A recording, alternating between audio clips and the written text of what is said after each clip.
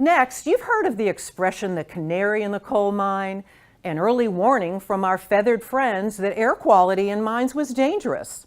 Birds are also a critical indicator of the health of our ecosystem. And to better understand how birds on the Suncoast are doing, we turn to our friends at Save Our Seabirds. David, here we are, Save Our Seabirds. Tell us about its mission. The core of our mission is the 3 R's. Rescue, rehabilitate, and release. And we receive about 4,000 calls a year in our office upstairs from people throughout Sarasota and Manatee counties. And we have a network of volunteer rescuers in those counties that our dispatcher will call them, and our goal is to have a rescuer dispatch within 10 minutes of every call, and we almost always do. And so the birds come into our hospital upstairs. Our goal is to rehabilitate and release everyone, but of course that's not always possible, so the ones that are non-releasable, we give them permanent homes here in our Wild Bird Learning Center. Fantastic. How are birds a barometer of our entire ecosystem? Well, birds are considered a sentinel species in our environment because physiologically they're really not that different from people. The same endocrine disruptors that can cause cancer and birth defects in people can cause them in birds. Sure. So you know the saying, a canary in a coal mine. Sure. And it's literally a canary in a coal mine situation. If the birds go, we're in big trouble. So the avian population at risk? Very much at risk. Worldwide there are about 10,000 species of birds. 1 in 8 is threatened with extinction in the next 30 to 50 years. In the U.S. it's even worse. There are about 1,000 species. A third of them are threatened with extinction in the next 30 to 50 years. And in Florida, we have a bird that's on the brink right now. It's called a grasshopper sparrow, and there are only a few dozen left. That bird has existed here for 3,000 years, and it's about to go extinct. The last bird that went extinct was in 1987. It was a different sparrow that was here in Florida. The grasshopper sparrow is about to go extinct. So that is the most at risk. How about others that are at risk around here that people are probably more familiar with? Well, quite a few birds are at risk because of climate change. But one of the most rapidly declining species in the world is called a red knot. And it's not native to here, but it migrates through here. And it comes from the Delaware Bay, Chesapeake Bay. And the reason why they call it a red knot is because it has a red coloring that it gets from larvae of crabs in those bays. And those bays are being destroyed, the larvae are being destroyed, the birds are being destroyed. Their population has declined 92% in the last about 20 years. So generally speaking, what's your opinion on how things are? Are things getting better or worse? Is there a little light at the end of the tunnel here with what you are doing as well as other organizations are doing? It depends on where you're looking. I think locally our bay has really improved quite a bit over the last few decades, and which is fantastic. But overall, you know, with climate change, sea level rise, there are a lot of birds that are at risk. Birds that nest on the beaches, if the beaches are inundated, where do they go? Birds that live in the mangroves, that roost in the mangroves, if the mangroves are underwater, where do they go? A lot of birds are being forced because of temperature change to move to higher elevations or higher latitudes. Well, when they move to those locations, there are already other birds there. It becomes very competitive. So it's not a pretty picture in the long run in the macro scale. Micro, in our local area, we're doing pretty well, but in a macro sense, there are alarm bells.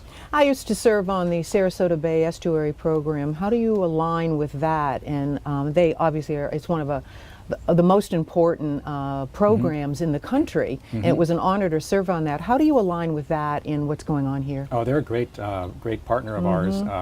They've been very generous with grants over the last few years. One of the projects that we did here was a few years ago, we went through and ripped out all of our invasive species and put in native plants, and the Sarasota Bay Estuary program helped finance that. Sure. So now we've got all these native plants here with educational signs about the importance of the native plants to the environment and specifically to the birds.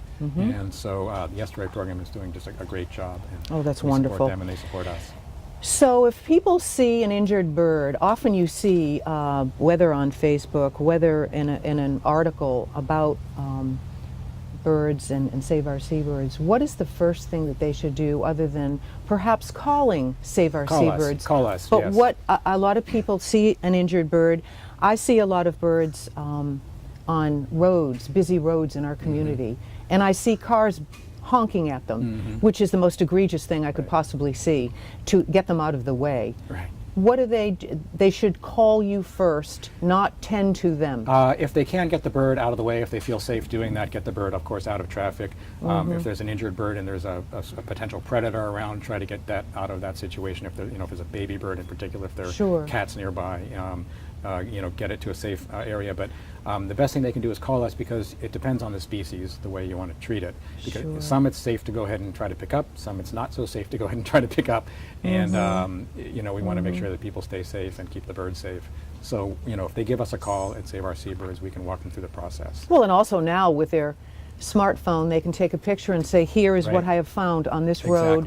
What is this? Help me. They don't know what it is. Yep. We do that all day, every day. Our dispatcher up there, Holly, in the office, she says, can you text me a photo? They do, and then she can say, okay, well, this is this species of bird. Watch out, it's got a very sharp beak. Don't mess with that. Or if it's a vulture, it might throw up on you. Be careful of that. So she can guide them through it, and many times diagnose the situation. Like, for example, if a bird has an old broken leg that is healed, better to leave it out there. It's survived. It's doing okay. So there are a lot of cases where they don't really need to come in, and they can just be taken care of out there. Well, I think people want to take control of that because they see something like that and their hearts go out, but they just want to be able to do something. That's right, and we always remind ourselves that anytime someone calls about a bird, and especially if someone brings in a bird, they are emotionally invested in that bird. And you have to really be aware of that, and we try to keep people posted on the progress of a bird if we can, if they brought it in. Right, that sounds wonderful. And finally, a question about strategically, what do you see are some of the challenges ahead of you with this organization and what you're going to be doing? Well, as you know as well as anybody, this wasn't always Save Our Seabirds here. It used to be called the Pelican Man. That's right. And Dale Shields had a great run here from the early 80s to the early 2000s, but then when he passed away, the place went bankrupt, and the reason was because there was no organization built around him. It was all about Dale Shields. And so our goal is to build a sustainable organization that's going to outlive all of us, where your grandchildren can bring their grandchildren someday. And so that's what we've been working towards for the last 5.5 years that I've been here. So we've got a great team in place. We've got a great business processes in place. We have a great board. We have a great advisory council now. We have great relationships with the community.